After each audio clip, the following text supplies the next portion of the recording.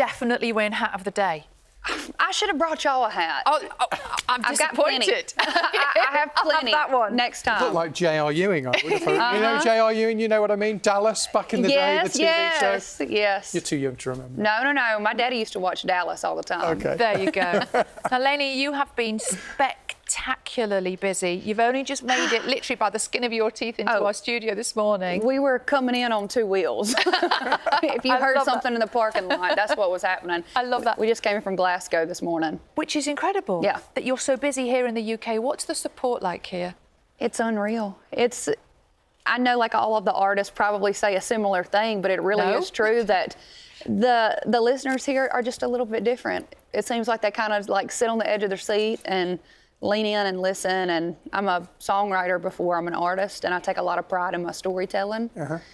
And it just feels like they really care about the story. It's very special. Do they react differently then, maybe to a US audience? 100%. I love my US audience. Of course you do. Of course you do. So how do they differ? Well, in 2018 was the very first time that I got to come over here, and it was just me and my guitar, and I was like, okay, they're not going to know me from Adam, but they were so excited that country music was coming over here that they went and learned everything that I had ever put out.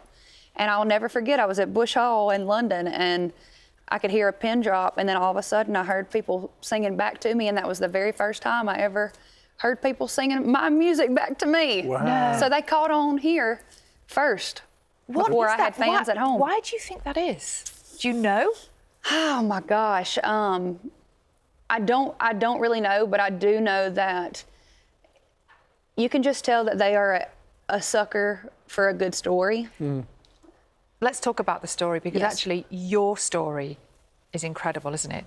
Tell us how all of this happened. It's wild. I've been writing music since I was... Which do you prefer? You said just then, and we mentioned in the introduction, you've written songs for people like Dolly Parton, for goodness sake. And yet you're also an acclaimed performer now. Do you prefer one over the other, or is it a bit of both? I feel like it's kind of whatever I'm doing in that moment. I love it all. But I will tell you, before I am an artist, I am a songwriter.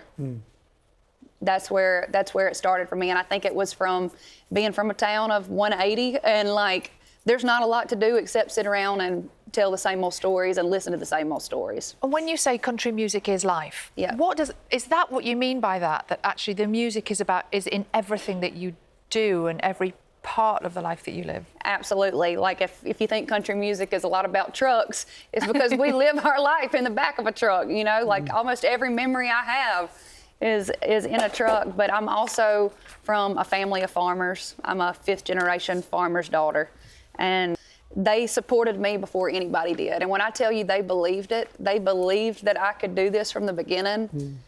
I think it was a lot to do with their belief in me as to why I thought maybe I'll give this a shot. So you were fearless, maybe. That little girl that we saw singing wasn't afraid. No, not at all. Not at all. Listening to you talk and talking about the importance of your songwriting in what you do, and going to Nashville and the support of your parents, forgive me if people have made this comparison, forgive me if it's a wrong one, but different type of music maybe, but that's a Taylor Swift story. Yeah. Isn't it? Yeah. Do you get comparisons in that way? Do you see that parallel? I don't know if I've ever been compared to her, but that's a nice comparison, I'll tell you. She's doing okay. Yeah. I thought it was quite safe. Yeah, 100%. The very first time I saw Taylor Swift was in Nashville at CMA Festival. They have a thing every single year where you can go and see every artist that you've ever wanted to see. And she had her first song on the radio. She was playing on a stage called the Riverfront stage. And it was me and my mama and my sister and maybe like 15 others. And I got to meet Taylor Swift at the Grammys. And I told her, I was like, I was at one of your first shows in Nashville. And she was like, there were like 15 people there. And I was like, well, we were 4 of the 15.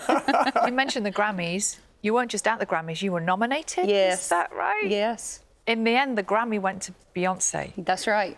What's that like? Is that a little bit, I don't know, frustrating because she's crossed over now the other way into country music? Not for me at all, just because at the end of the day, like when I first started doing this and dreaming about doing this, I never in a million years was thinking like I'm doing this just for the awards, you know, like just to have the shiny stuff up on the shelf. I'm doing this to play shows and put butts in seats and make people feel something. So I got an opportunity to meet her at the Grammys, and I walked up to her like 7-foot-tall security guy, and I'm like, can I meet her?